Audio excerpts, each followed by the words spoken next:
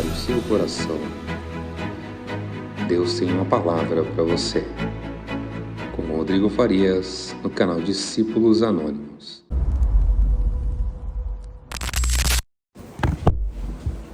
A lição tem por título o caráter missionário da igreja em Jerusalém. Quando fala sobre missão, o que os irmãos entendem sobre missão? Já veio à mente dos irmãos, das irmãs, o que entendem sobre missão? Muito bem, Mori. Alguém mais tem alguma missão? Quando fala missão, a gente lembra do quê? Ou daqueles caráter militar, exército, algo assim. A missão é quando um comandante dava uma ordem para que o soldado pudesse cumprir. Então a missão é uma ordem dada para a gente poder cumprir. Quando fala sobre missão, a gente lembra do quê? Do ide. Ide por todo mundo, pregar o evangelho a toda criatura. Então isso a gente lembra como missão. E é importante esse caráter, quando fala caráter missionário, é uma responsabilidade, aquilo que a pessoa guardava no coração de uma forma para poder fazer a missão como uma coisa importante para ela, um valor que ela tinha no coração, algo muito bom que ela tinha recebido e queria compartilhar com as pessoas. É igual uma notícia boa, né? Apesar que a notícia boa, a gente costuma dizer, mas quando a gente se sente confortável. Mas quando a notícia é ruim, tem aquele velho ditado, né? Notícia ruim chega rápido. E notícia boa a gente dificilmente compartilha, né? Então, a missão vai muito além de só ir. Vai muito além do ir, do id, né? Tem outros fatores que a gente vai estudar no decorrer da lição, para a gente poder se aprofundar um pouquinho mais. Na introdução da lição, nós iniciamos aqui sobre como o evangelho chegou para fora das portas de Jerusalém. Porque eles só pregavam onde? Em Jerusalém. Eles só pregavam dentro das portas de Jerusalém, só pregavam para as pessoas em Jerusalém, até o momento que pessoas começaram a morrer pelo evangelho, serem mortas pelo evangelho, mortas por pregar o evangelho, não mortas pelo evangelho, mortas por pregar o evangelho. Então isso começou o quê? A se expandir, se ampliar. Porque as pessoas, tem algumas coisas que acontecem na nossa vida que é pra gente sair do nosso conforto para poder ir para outros lugares, para poder cumprir o nosso chamado, a nossa missão, aquilo que nós somos direcionados para fazer. E ser missionário não é título, tá? Eu sempre falo isso, ser missionário não é título, não é ter um status de missionário, um cargo de missionário, um nome de missionário, ou ser chamado pelas pessoas de missionário. Missionário é uma ação, é fazer. Se você não faz, você não é. Não é só o título. Porque o título é simples, qualquer um pode se chamar de missionário. Eu posso chamar o Modellan de missionário e falar, Modellan, você é um missionário. Mas se ele não fizer, não carrega a responsabilidade ou o conteúdo de fazer missão. Porque missão é fazer. E missão vai muito além de você ir pregar para as pessoas na rua. É você dar exemplo para os seus vizinhos. É você pregar para os seus parentes, dar exemplos para os seus parentes. Que às vezes tem muita gente que prega muito para as pessoas lá fora, e quando chega em casa o exemplo é péssimo. Não sabe falar uma palavra boa, não sabe falar uma palavra agradável, não sabe nem lidar com os irmãos, com os parentes. Então, é como se fosse um trabalho que você planta de um lado e colhe e tira a semente do outro. Não deixa nem a semente germinar. Porque você vai plantando aqui e tira ali. Porque o exemplo tem que... Todo o nosso caráter tem que ser acompanhado daquilo que nós falamos. Tudo tem que ser acompanhado. Então, quero fazer outra pergunta para os irmãos. Como é que o evangelho chegou fora das portas de Jerusalém?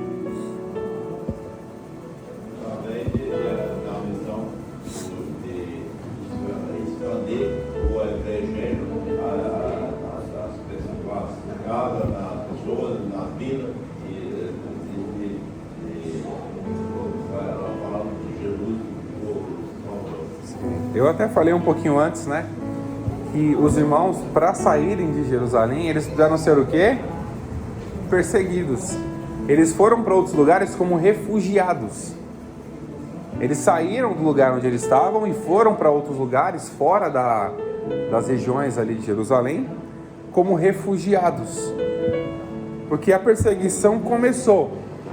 E assim, quando você tem a oportunidade de falar de Cristo para alguém e aquela pessoa não quer ouvir, você vai fazer o quê? Vai insistir? Vai brigar com ela? Vai pegar aquele chicote igual Jesus chegou nas pessoas lá no templo? Você não quer ouvir? Então, não. Porque quando a gente prega, essa pessoa não quer ouvir, o que a gente faz? Vai procurar quem queira ouvir.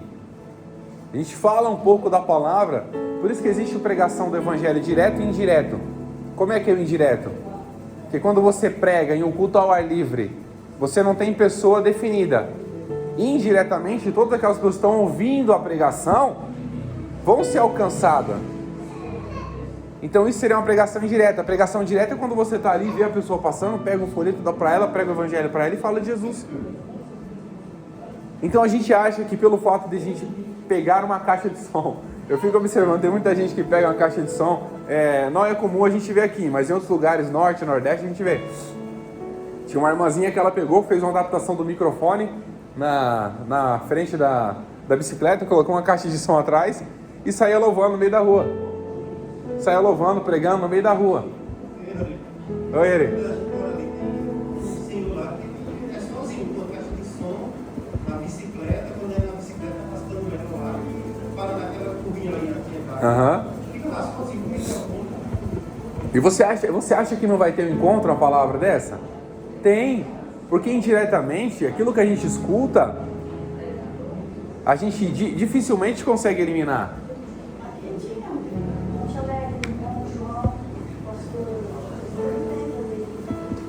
Fazia isso? Ele podia quebra-queixo, ele podia a música, a pregação do lado e passava na rua. É para você ver que é uma coisa que arde no coração das pessoas, né? Pregar o evangelho. Talvez a pessoa, ninguém precisou marcar um culto ao ar livre, um evangelismo, a pessoa já utilizava dos seus meios para poder fazer aquilo. E é importante porque a palavra falada, guardada no coração, vai surtir efeito, porque nós sabemos, já foi falado inclusive, já comentamos sobre isso, nós pregamos o evangelho, nós convencemos alguém a se converter? Não, a gente não convence ninguém, quem convence é o Espírito, a gente só é um intermediário dessa mensagem, um intermediário dessa pregação, para que o coração de alguém seja fortalecido. Então os irmãos eram o quê? Eles vieram refugiados. E eles foram levar a mensagem da cruz para fora das portas de Jerusalém. Porque aquela cruz que para os judeus, para os de Jerusalém, era algo que ia acontecer, ainda que eles esperassem ainda o Messias já tinha vindo, morrido na cruz, mas eles estavam ainda esperando o Messias, porque existia uma ordem que eles aguardavam, que era primeiro vir Elias, para depois vir Jesus. Mas o mesmo Espírito que habitou em Elias, a palavra fala, o mesmo Espírito que habitou em Elias, habitou em João Batista. Ele veio o quê? Para preparar o caminho para que Jesus viesse. Mas eles de pronto não acreditaram naquilo. Então a mensagem da cruz para ele parecia coisa normal, porque eles esperavam realmente Jesus morrer na cruz. E ainda aguardam Jesus vir. Mas nós sabemos que Jesus já veio, morreu na cruz, e nós estamos aqui por conta desse sacrifício que ele fez, e pela misericórdia dele. Paulo escreve aos Coríntios, no capítulo 1, verso 18, fala: pois a mensagem da cruz é loucura para os que estão perecendo, mas para nós, que somos salvos, é o quê? O poder de Deus. Então as pessoas olham lá de fora, parece loucura você falar, Jesus morreu na cruz, as pessoas vão achar que é loucura aquilo. Jesus morreu na cruz para perdoar seus pecados, a gente vai achar que é loucura. Mas boa parte das pessoas já ouviram falar do Evangelho. Eu sempre costumo dizer que ninguém morre inocente. Não adianta falar, poxa vida, aquela pessoa, a não ser uma criança, tá? Uma criança já veio, nasceu, morreu na sua inocência. Mas um adulto que morre, ou venha a falecer por diversos motivos, ele não morre inocente. Uma vez na vida, pelo menos uma vez na vida, ele ouviu falar de Jesus. Que pensa comigo, Jesus seria injusto? Deus seria injusto de deixar com que aquela pessoa morresse sem ouvir, pelo menos que Jesus salva, pelo menos que Jesus cura e liberta? Então Jesus é justo, Deus é justo, então Ele permite que as pessoas escutem, mas muitas pessoas não querem. Você pode observar pessoas, esses jovens, adolescentes que se envolvem no mundo do crime. Muitas das vezes, enquanto eles estão cometendo atrocidades, quem é que está lá na casa orando por eles?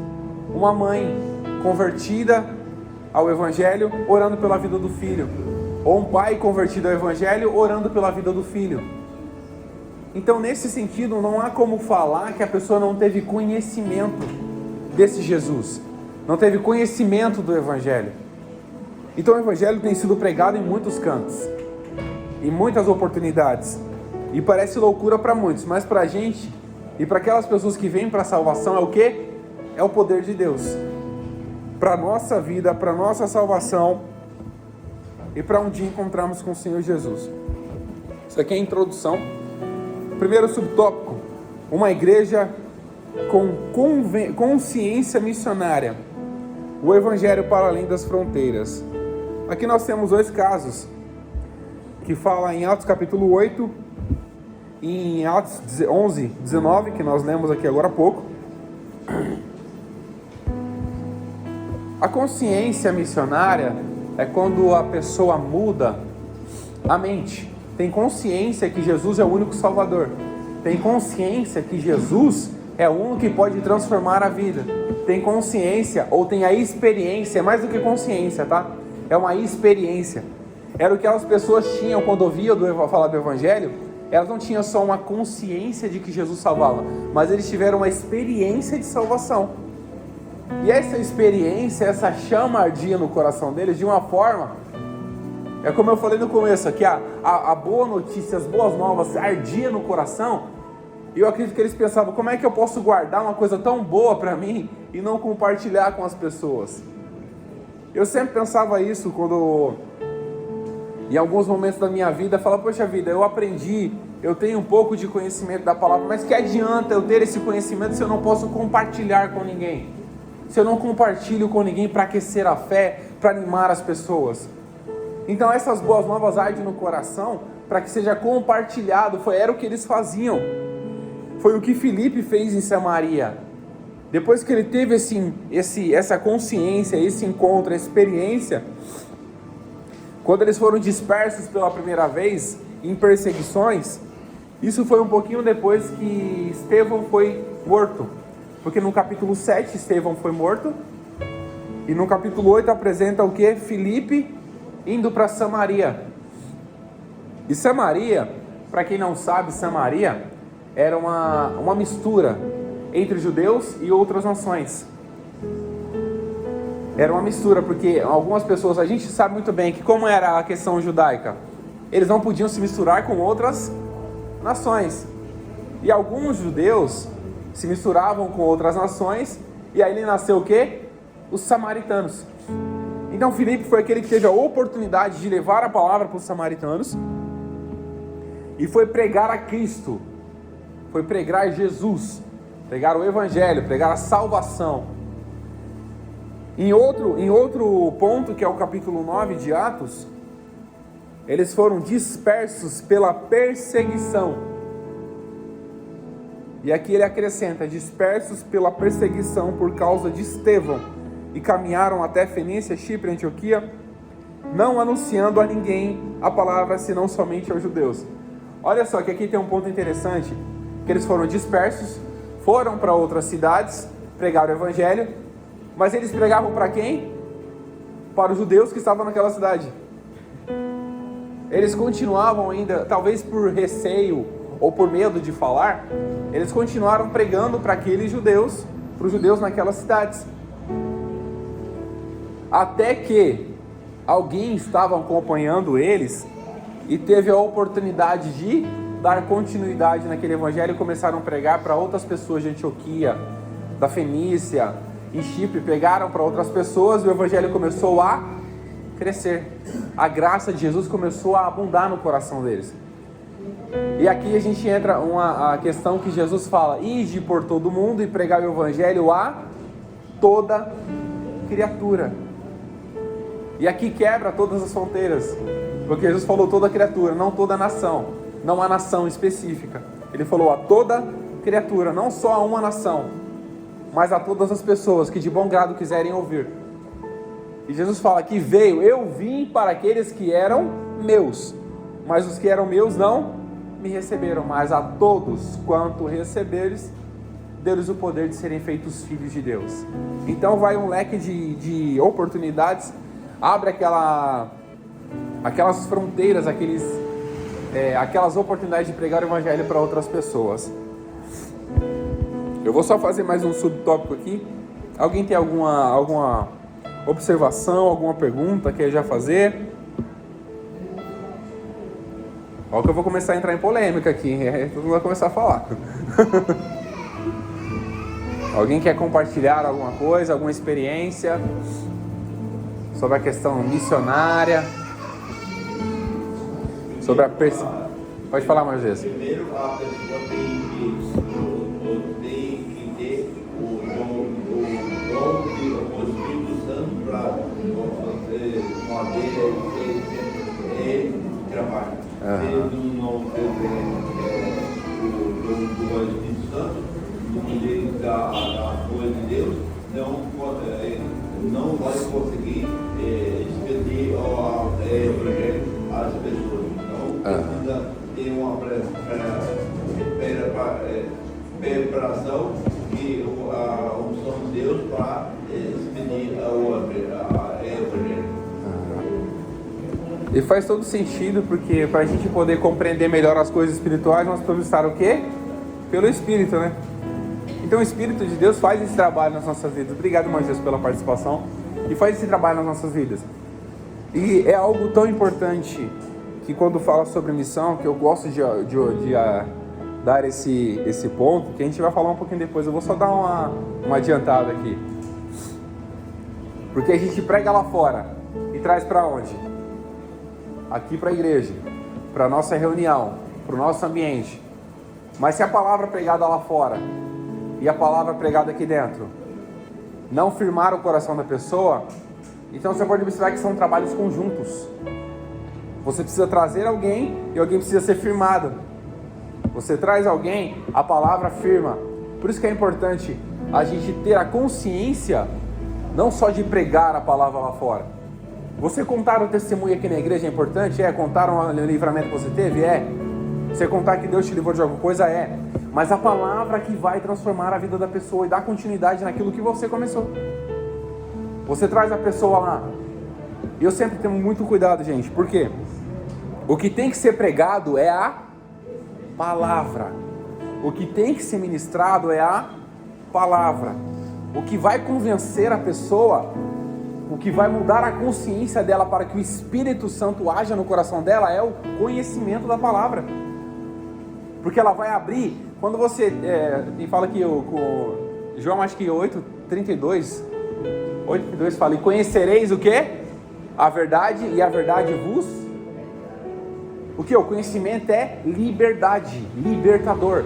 Ele abre a sua mente de uma forma que você começa a compreender e deixa com que o Espírito faça a obra no seu coração. E a única forma é o quê? Pela palavra.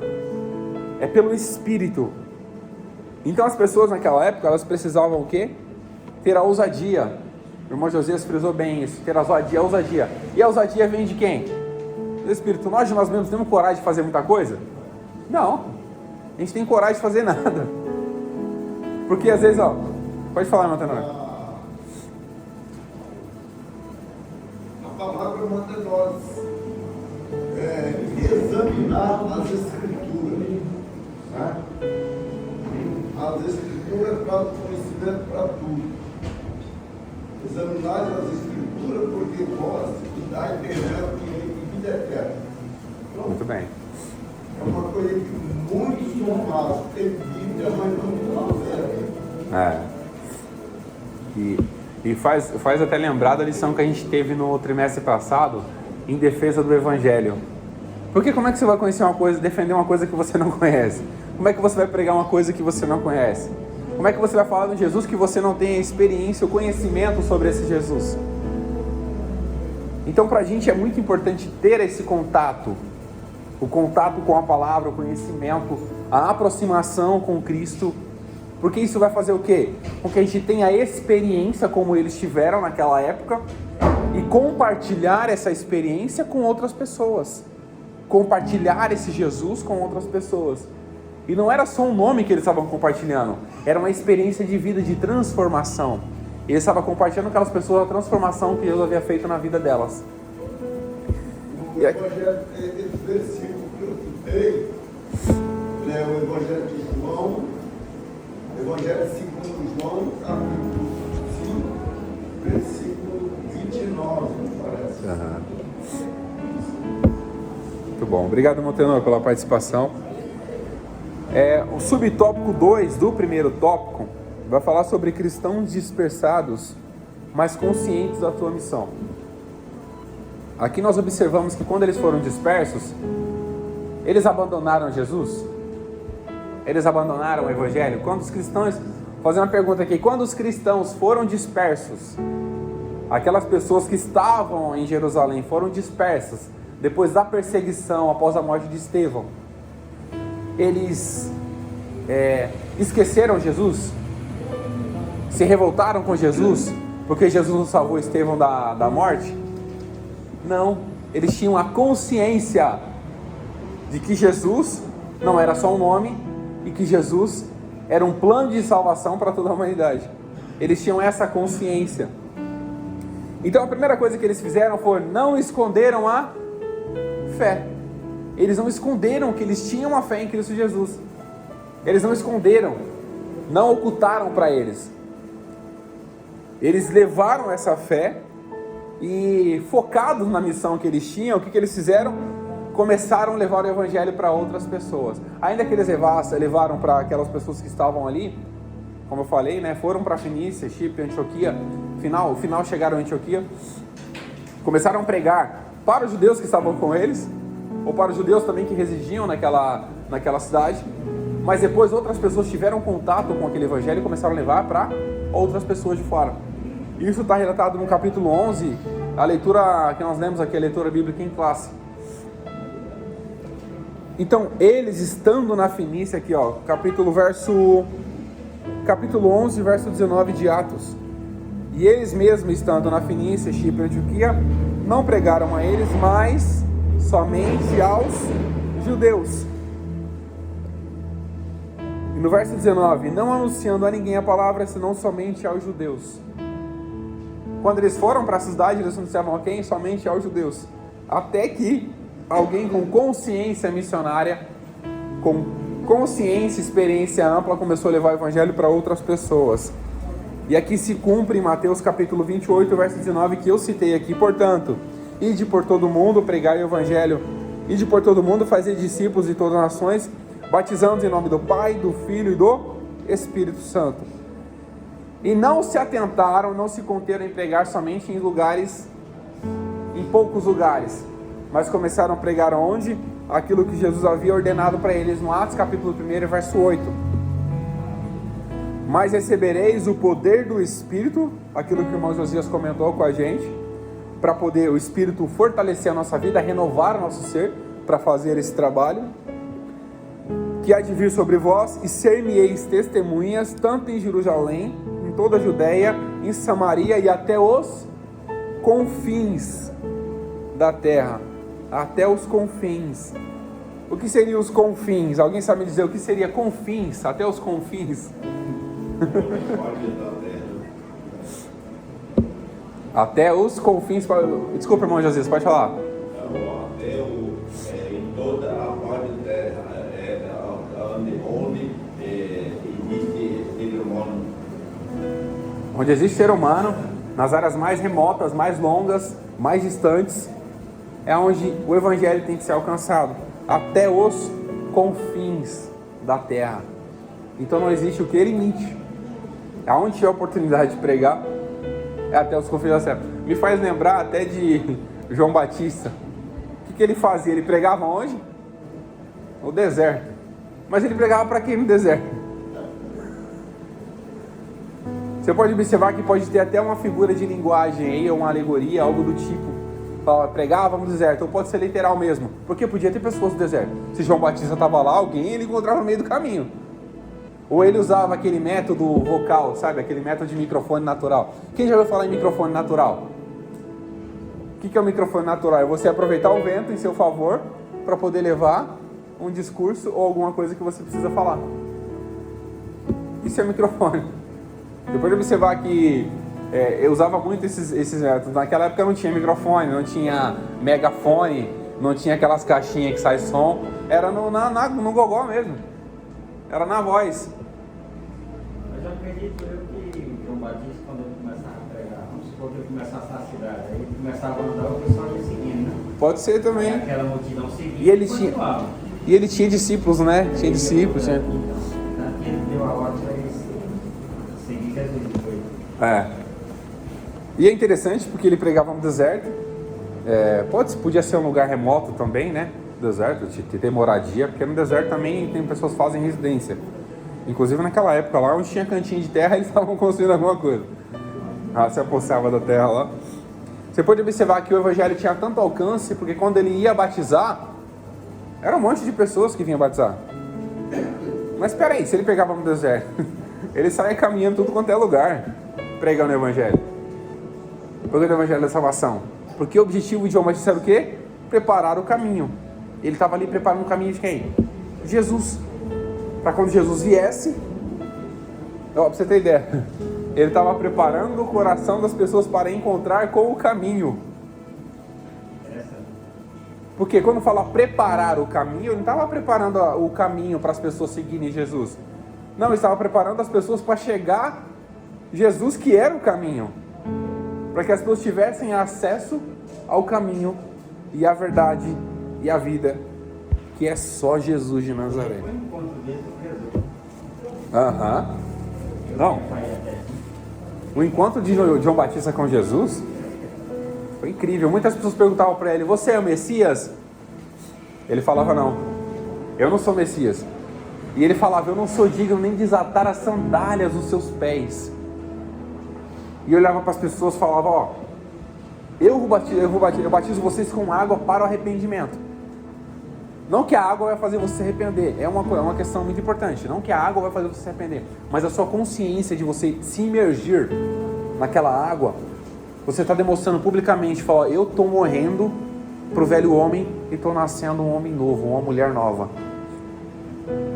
Ele falava: eu vos batizo com água para o arrependimento, mas haverá um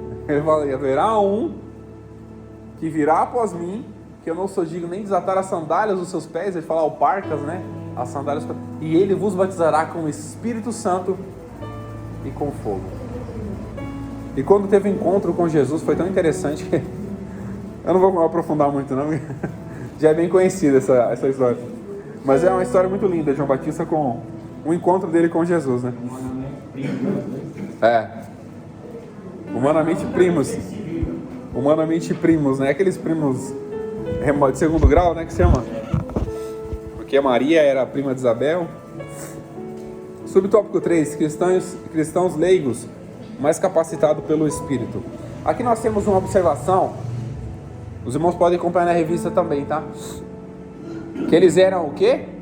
Aqueles que pregaram o evangelho depois de ir para Antioquia, começaram a pregar o evangelho. Você viu sendo citado o nome de algum deles? Alguém viu a citação de um nome de algum deles?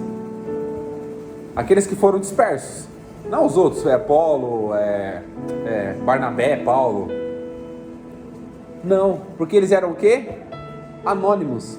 Eles estavam preocupados mais com a pregação do evangelho do que com que o nome deles aparecesse nos escritos. Porque eles queriam que as pessoas tivessem acesso àquilo que eles tiveram. Eles queriam que as pessoas tivessem a graça, aquela alegria, aquele gozo imenso de estar na presença de Jesus que eles tiveram. Ele queria compartilhar com as pessoas. E foi o que eles fizeram. Em momento algum aparece o nome de nenhum deles. Mas aparece o quê? Que eles foram ouvintes, foram transformados e continuaram pregando o Evangelho a todas as pessoas que eles tiveram a oportunidade de pregar. Em Atos no capítulo 11, verso 20, que fala: e havia entre eles alguns homens cíprios e cirenses, os quais, entrando em Antioquia, falaram aos gregos anunciando ao Senhor Jesus. Eles tiveram contato e foram falar para quem? Aos gregos. Começaram a pregar fora das paredes, né? Se ampliar. E aqui é uma observação, porque eles estavam o quê? Não só receberam o Evangelho de bom grado, mas foram cheios do Espírito Santo e a mão do Senhor estava sobre eles. O que vocês entendem quando fala que a mão do Senhor está sobre eles? A mão do Senhor está sobre nós? Alguém deseja comentar alguma coisa? Tem vários sentidos, né? Proteção, cuidado, ser o guia. Porque se a pessoa está sendo guiada pela mão, ela vai o quê? Ser conduzida por quem? Pelo próprio Jesus, pelo próprio Pai. Ela vai ser conduzida. Então, quando fala que a mão do Senhor guiava eles, conduzia eles e protegia eles no caminho, guardava eles, protegia eles no caminho, faz até lembrar quando o povo de Israel estava no deserto, atravessaram o Mar Vermelho. Quem é que protegia eles? Era Deus, por meio de uma nuvem durante o dia e uma coluna de fogo durante a noite. Protegia eles. Protegia e ainda continua protegendo. Não só protegeu, mas continua protegendo. Porque a gente sabe, se não fosse o Senhor conosco, o inimigo já tinha aproveitado a oportunidade e tinha eliminado todo mundo. Se não fosse a misericórdia do Senhor, Ele já tinha destruído as nossas vidas. Se não fosse o amor de Deus, enviando o seu único filho do gênero, o unigênito, para morrer numa cruz, para nos dar a salvação, o que seria de nós? Nós não seríamos pó, porque o inimigo já teria destruído as nossas vidas, já teria acabado com a gente, literalmente. E aqui uma observação que eu coloquei: tanto os apóstolos e doutores, que aqui fala, se não me engano, no capítulo 21 de Atos fala sobre isso, depois eu vou dar tá até na lição. Tanto os apóstolos, doutores e profetas eram ambos usados por Deus, e o mesmo Deus que usava os profetas, os doutores, os apóstolos, usou quem? Os anônimos. Deus não é um Deus de títulos, Ele é um Deus de ações. Deus não é um Deus que procura pastores, presbíteros, evangelistas, diáconos, ditados missionários. Ele procura quem? Aquele que está com o coração disponível para poder fazer. Aquele que está disponível para poder fazer. Enquanto a gente não estiver disponível, Ele não vai querer que a gente faça. Ele não vai colocar a gente para fazer. Porque a disponibilidade nossa faz com que Deus haja nas nossas vidas e faça a obra. E não precisa ter título para fazer. É uma coisa muito óbvia, lógica e interessante, que não precisa ter título para fazer. Só precisa ter o quê? A graça de Jesus no coração e o Espírito Santo. E eu falo só, mas esse só é tudo. O Espírito Santo é tudo. A presença de Deus é tudo. A graça de Deus é tudo.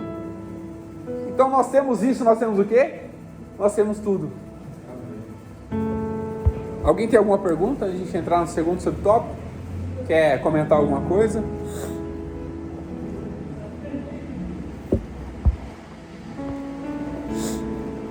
Vamos lá. Uma igreja com visão transcultural. A cultura grega, helênica. O que seria algo transcultural? Abrange todas as pessoas.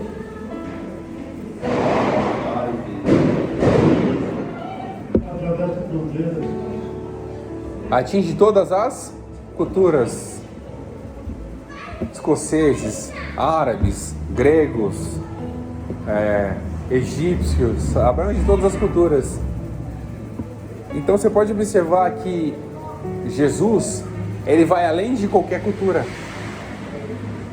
Jesus não veio salvar culturas, salvar pessoas que vivem naquelas culturas, salvar, como é que fala? Não, salvar aquelas, as roupas que as pessoas vivem, a comida típica. Ele não veio salvar isso, ele veio salvar quem? A alma das pessoas. A alma tem cultura? Já viu uma alma de vestida diferente? Eu não consigo nem ver minha alma. As pessoas vivem de formas diferentes, transculturalidades, mas o evangelho é transcultural. O mesmo evangelho que é pregado aqui no Brasil é pregado na China, é pregado na Coreia do Norte, quando eles têm a oportunidade de pregar, porque lá é proibido pregar. E se alguém for pego lá, é morto.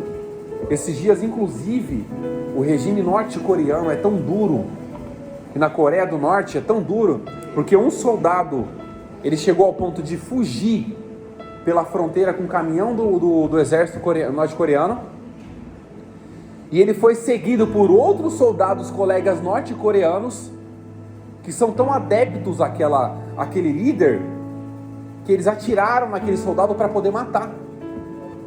Ele foi baleado, mas o que acontece? Quando ele passa da fronteira, eles não podem entrar mais. Ele conseguiu passar da fronteira mesmo baleado, e os sul-coreanos pegaram ele e levaram para lá, onde há liberdade. Eles foram para o lado da liberdade. Então, para você ter ideia como é difícil você entrar em certos lugares, tem pessoas que vão para certos lugares, tem pessoas que morrem, porque a Coreia do Norte não tem rede social, a gente não sabe o que acontece lá, só sabe o que a televisão institucional fala, porque só fala aquilo que o ditador quer, só expõe aquilo que o ditador quer, e é dentro do ambiente. Nenhuma emissora autônoma, privada, tem sede lá, porque eles querem o quê? Ter o controle. Olha para você ter ideia como é difícil também, porque tem pessoas que estão lá dentro e tem sede, tem vontade. E se eu não me falha a memória, o irmão contou uma vez que lá na China e Coreia do Norte, que são países ditadores, eles andavam com o quê? Eles pegavam a Bíblia, arrancavam folha por folha e iam compartilhando com as pessoas. Eles estragavam a Bíblia? Não, porque se eles fossem pegos com uma Bíblia, eles eram mortos. Por que a folha por folha? Porque eles tinham a oportunidade de poder amassar, colocar no bolso, fazer qualquer outra coisa. A Bíblia você não tem como esconder, você vai esconder a Bíblia no bolso?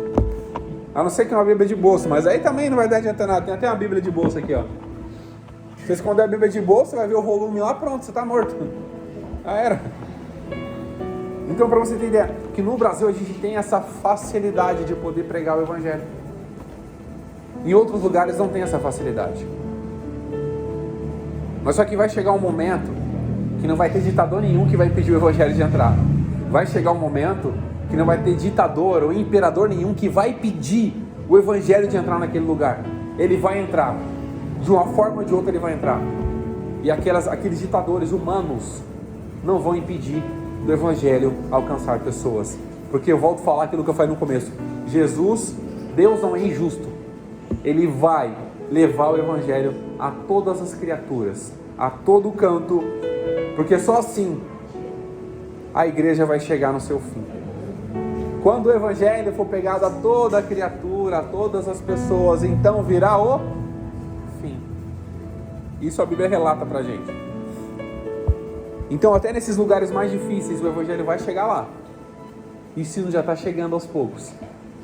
Porque se você pega, por exemplo, Mateus aqui, arranca uma folhinha de Mateus ali que fala sobre Jesus, ou pega Isaías 53 lá, arranca a folhinha, porque verdadeiramente Ele tomou sobre si as nossas dores, enfermidades, e levou sobre si, e nós o reputamos por aflito de Deus, oprimido, mas Ele foi moído pelas nossas culpas, o castigo que nos traz a paz estava sobre Ele. Olha só para você ter ideia, uma página, como pode fazer uma transformação na vida de uma pessoa. O que vai ser direcionado diretamente para quem? Para Jesus. Vai ser apontado para Jesus. E essas pessoas, com a simples folha, podem ter acesso à salvação em Cristo Jesus. E hoje a gente tem o quê? Uma Bíblia com 66 livros. A gente pode andar com ela na rua. A gente pode lê-la em casa. E eu falo que ler é tão importante porque muitas pessoas que querem ter a oportunidade de ler e não podem. E nós temos essa oportunidade. Nós vamos ter o conhecimento, o aprofundamento, a realidade bíblica, para a gente poder o quê? Continuar firme na presença do Senhor. Então, as pessoas que não têm oportunidade, e nós temos que aproveitar a nossa oportunidade para poder falar do Evangelho de Jesus. O Evangelho de Jesus é muito além de qualquer outra coisa também. Hoje existem redes sociais, porque o que tem de gente nas redes sociais falando besteira não está na conta. Por que a gente não pode usar esses métodos para falar o conhecimento que a gente adquiriu de forma clara e objetiva? Falar da palavra. E tem muitas pessoas, inclusive, contam testemunhos aqui que têm a oportunidade de falar do Evangelho no seu trabalho e falam. Eu tive uma experiência que eu fui pregar no Chácara do Sol, uma irmã falou que foi no posto de saúde. A oportunidade que ela aproveitou para pregar, evangelizar a médica, a enfermeira já aproveitou e evangelizou. Já estava lá pregando, falando de Jesus. Foi no médico, estava com problema de saúde, mas estava falando de Jesus. Porque lá no céu não vai entrar enfermidade nenhuma. Aqui na terra a gente tem, mas lá no céu não vai ter nada. Lá no céu não vai ter enfermidade, não vai ter dor, não vai ter sofrimento, não vai ter angústia, não vai ter tristeza, não vai ter nada, é alegria. Lá no céu o que nós teremos é isso. Então aqui na terra nós teremos todos o nosso fardo. Eclesiastes no capítulo 9, se eu não me falha a memória, fala que as mesmas coisas que sucedem ao justo, sucedem a quem?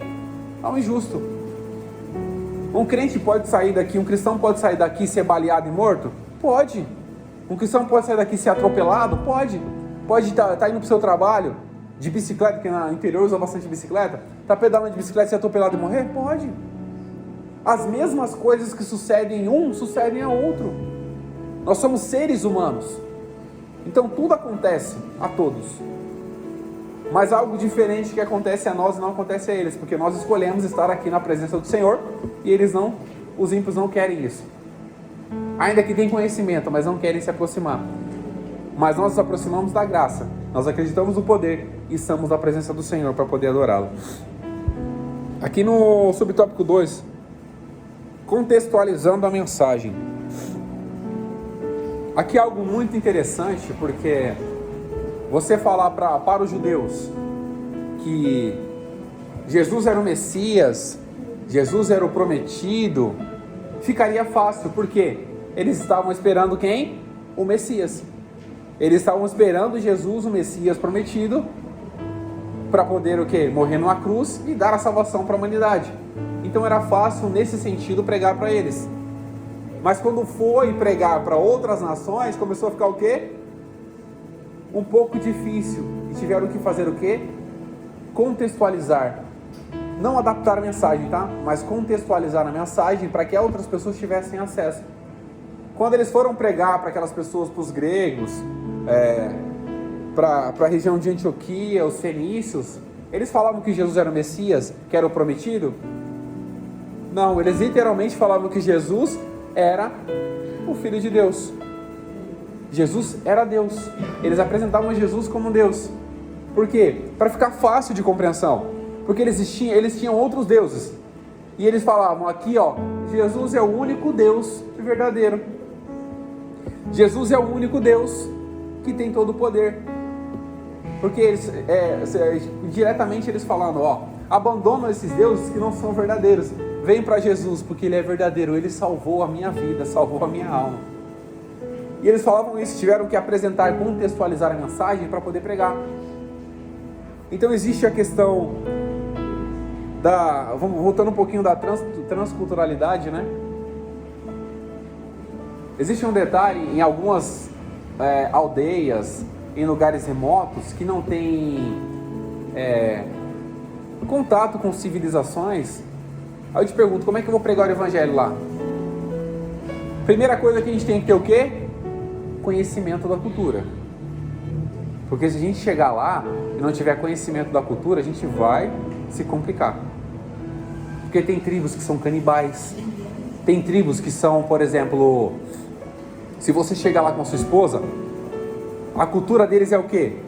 Você precisa entregar a sua esposa para eles, para poder fazer o que eles quiserem. Olha só para você ter ideia. Se a gente não tiver cuidado em conhecer as questões culturais, a gente acaba encontrando diversos problemas. E diferente, não é? No Brasil aqui é totalmente diferente. Nos lugares mais populados, né? É totalmente diferente. Então, para você ter ideia, o trabalho que o missionário tem de fazer todas as adaptações para poder... Paulo usava muito disso. Quando ele foi pregar, ele viu que tinha um monte de templo lá de deuses estranhos. Um monte. Aí de repente ele olha para o templo e tinha o quê? Ao Deus desconhecido. Ele falou, agora é minha oportunidade. Agora é minha oportunidade de falar. Esses outros deuses que você prega são tudo falso. Mas tá vendo aquele Deus desconhecido? Esse é o Deus que eu estou pregando. Porque você só vai vê-lo, você vai compreendê-lo, é pela fé. Olha só para você ter ideia a oportunidade que Paulo aproveitou. E assim não é diferente. Nós temos que ter conhecimento, oportunidade para poder pregar o evangelho em diversas culturas, diversas oportunidades, pregar para o rico, para o pobre, para o leigo, para o doutor.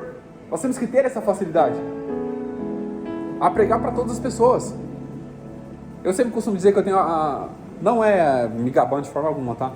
Eu sempre costumo dizer que eu tenho facilidades para conversar com quem é de alto padrão e com a pessoa mais leiga. Eu posso falar até gíria também, tem vezes que eu falo até gíria para a pessoa compreender. Eu falo com o cliente assim, às vezes eu encontro um cliente que é leigo e tal, eu tento fazer com que ele compreenda a minha linguagem, porque se eu falar juridiquês para ele, vai entender o quê? Nada. É como entrar no ouvido e sair pro outro, ele não vai entender nada. Ele vai achar que... vai entender que eu... maluco, só pode. Então nós temos que ter essa facilidade. Até para pregar para um adulto é uma forma diferente. E para pregar para uma criança é outra forma totalmente diferente. Mas a gente não pode jamais colocar a cultura acima do Evangelho. Colocar a cultura acima de Cristo. A gente jamais pode fazer isso. E eu vou entrar, eu não queria entrar nada polêmico aqui. A gente não pode colocar usos e costumes acima de Cristo. A gente não pode colocar padrões humanos acima do Evangelho. A gente não pode fazer isso. Porque a gente destrói a vida das pessoas. A gente tem que colocar o quê? Cristo acima de todas as coisas. Deus está acima de tudo. Cristo está acima de tudo, de qualquer uso, qualquer costume, qualquer dogma humano criado. Cristo está sempre acima de tudo. Então, se você despreza uma pessoa por conta de um dogma, automaticamente o seu evangelho que você acredita é banal. O seu evangelho não vale de nada. Porque o evangelho tem que ser o evangelho de Cristo, para a salvação da alma e transformação do corpo. Eu não queria entrar nisso. A gente finalizar aqui. Eles apresentavam a Jesus como Deus verdadeiro. No Atos capítulo 14, verso 15, dizendo: Senhores, por que fazeis essas coisas?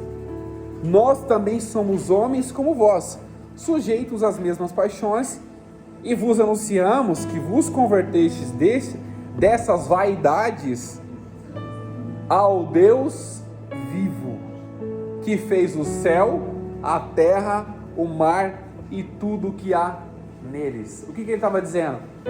Vocês precisam sair dessas vaidades, esses deuses falsos, esses deuses vaidosos, ou seja, passageiros. Porque esse Deus que eu estou apresentando para vocês é um Deus verdadeiro que fez os céus, a terra, o mar e tudo que nele existe. Os seres humanos, os animais, tudo que nele existe. E é o que ele estava apresentando para eles. Alguém tem alguma pergunta, algum comentário? Alguém quer entrar em alguma polêmica? James, você falou demais, James. Você tem que falar alguma coisa. Oi. Deus fez tudo. Lá os gregos lá, eles fizeram Deus. É, então. Pedra, madeira, gesso. Eles O pai um dia falou para minha mãe assim: Zé, por que você está rezando aí essa imagem aí? Então, em vez de você rezar essa imagem, você reza para quem fabricou ela, tem mais poder do que ela. E faz sentido, né? E faz sentido. Faz sentido porque um ser humano que cria uma imagem como Deus, peraí, não encaixa as coisas. Não encaixa um ser humano que fez um Deus para outro ser humano adorar o Deus que ele fez. O irmão Geraldo tem toda a razão. Porque se você vai adorar a imagem, por que você não adora quem fez? Que é mais importante, né? É a pessoa que fez a imagem. Então nós sabemos que o nosso Deus não é feito por mãos humanas. Ele criou todas as coisas e ninguém é criado. Ele entende todas as coisas e ninguém é entendido. Jó, se não me engano, fala quem foi que compreendeu a mente do Senhor e quem um dia foi o seu conselheiro. Alguém pode dar conselho para Deus? Alguém pode tentar compreender profundamente o que Deus fez? E eu falo com toda a sinceridade, se eu tentar compreender tudo o que está escrito aqui, a minha mente não vai suportar. Se eu tentar me aprofundar, falar, eu quero saber isso, você tem limites. Deus é limitado, Deus é ilimitado, você é limitado. Nós, seres humanos, somos limitados. Então, tudo que nós temos que saber é simples, é básico, é objetivo. Jesus é o nosso Salvador, morreu numa cruz, nos deu perdão, nos deu a salvação, e não é por mérito, é como Paulo fala em Efésios, é por graça, porque pela graça nós seremos salvos por meio da fé. Isso não vem de nós, é um dom, ou seja, algo dado. Um dom é algo que foi dado, é um dom de Deus para a nossa salvação. Aqui já para o terceiro e último subtópico, eu vou tentar adiantar aqui para a gente poder já finalizar no máximo umas 10 e 15. Uma igreja que formava discípulos. Aqui a gente entra em outra questão, porque pregar o evangelho, como eu comentei lá fora, pregar o evangelho, trazer as pessoas aqui para dentro, é importante, as pessoas vêm, mas nós precisamos o quê? Discipulá-las. As pessoas jamais podem desprezar, por exemplo, uma pregação, uma palavra, um estudo, uma escola bíblica dominical, porque isso a gente aprende, fortalece a nossa fé, porque a gente também estava no mundo, a gente também estava lá perdido, e hoje nós estamos aqui fortalecendo a nossa fé com a palavra, continuando o trabalho, porque a gente não vai saber de tudo, a gente não vai conhecer tudo, mas a gente vai dar continuidade ao conhecimento que a gente adquiriu, ou ao alcance que a gente teve por intermédio da palavra.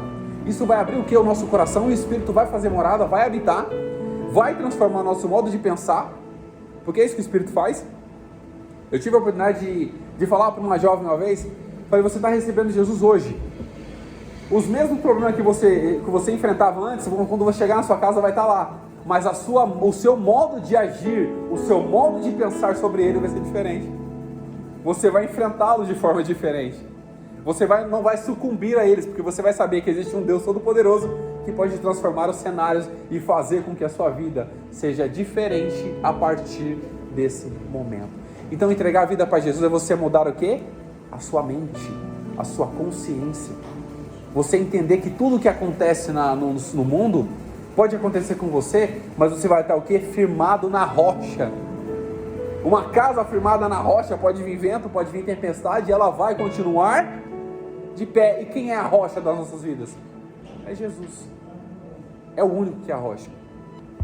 Então nesse tópico aqui fala sobre a base do discipulado, porque quando eles pregaram o evangelho, trouxeram pessoas, Barnabé, Saulo, tiveram conhecimento da igreja de Jerusalém, tiveram conhecimento que eles estavam o quê? Crescendo na graça, estavam aumentando em número e crescendo na graça.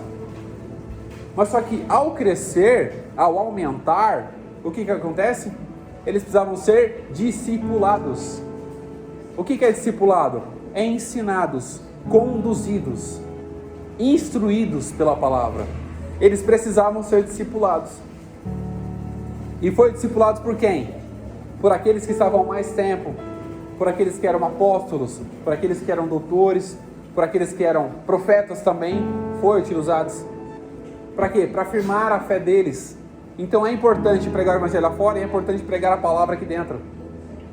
É importante trazer pessoas de fora e é importante instruir aqui dentro também.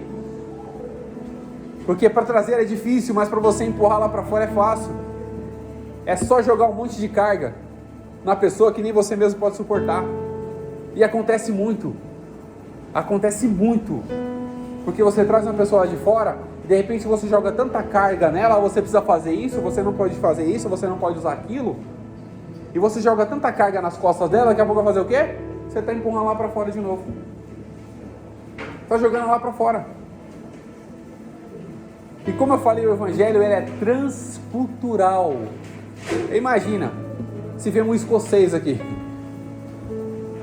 Quem conhece os escoceses? Já ouviu falar dos escoceses? Como é que eles vêm? De saia. E se um escocês ele se naturaliza como brasileiro e começa a frequentar, e é a cultura dele que ele trouxe de lá, e ele se sente bem em utilizar aquilo, e ele vem para cá, e aí? Como é que fica? Eu posso mudar ele? Não. Quem pode mudar é a palavra e o Espírito. Se ele se sentir que aquilo que ele está utilizando pode fazer mal para ele, o que ele vai fazer? Ele vai deixar de utilizar. Mas eu não posso convencê-lo a mudar, porque quem convence é o Espírito. Então nós precisamos entender que o trabalho é conjunto. O trabalho tem que ser em conjunto, é pregar lá fora, trazer aqui, dar instrução aqui, discipulado. E é importante o discipulado, que eu sempre falo até no batismo.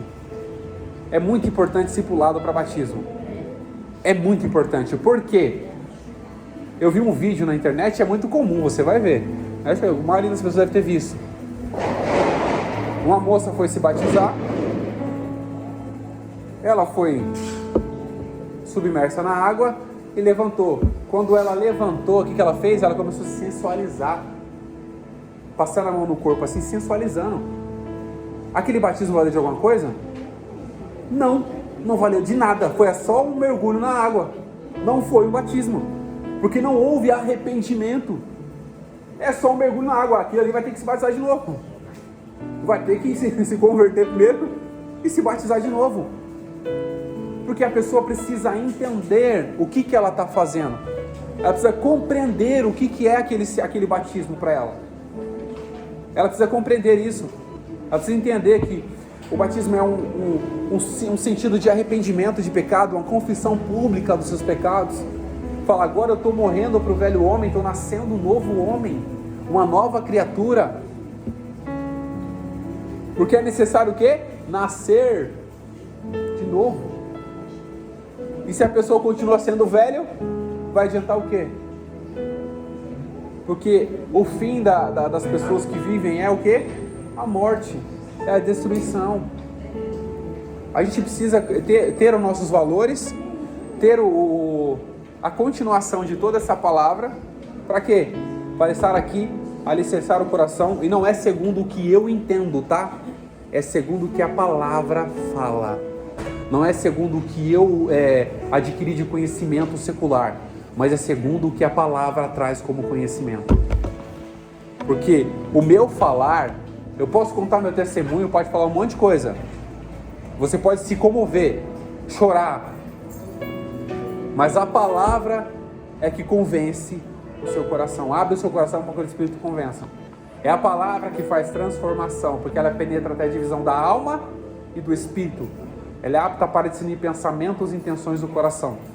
É essa palavra que vai transformar as nossas vidas. E para a gente finalizar aqui, o segundo subtópico do terceiro tópico, e a gente já vai emendar para a conclusão. Alguém tem alguma pergunta, algum comentário?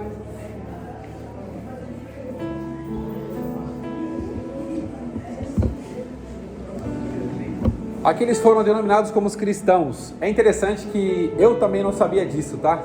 Eu assumo que eu não sabia disso. Porque as primeiras pessoas a ser chamadas de cristãos foram quem? Os gentios. Não foram judeus.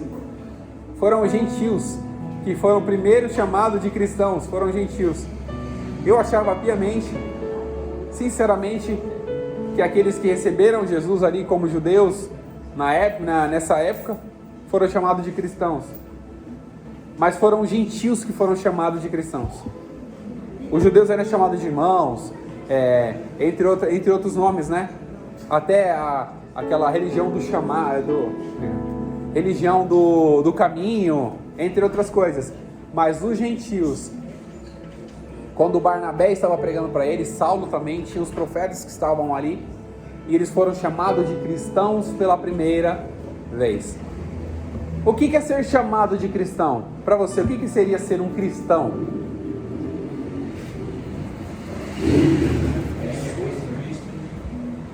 Traz uma referência, né? A pessoa de Cristo.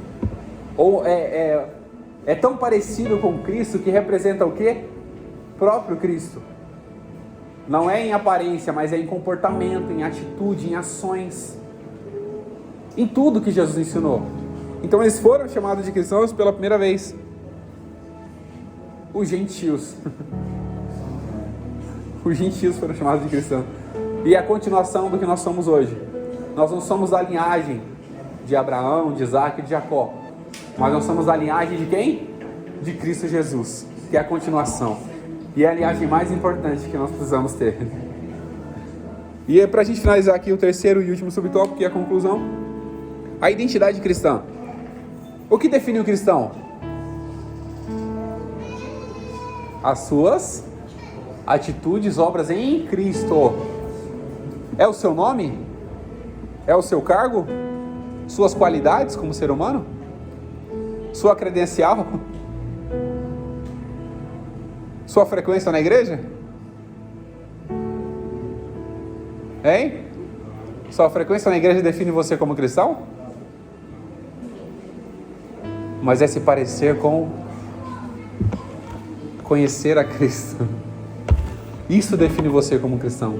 Conhecer, viver, praticar e ser.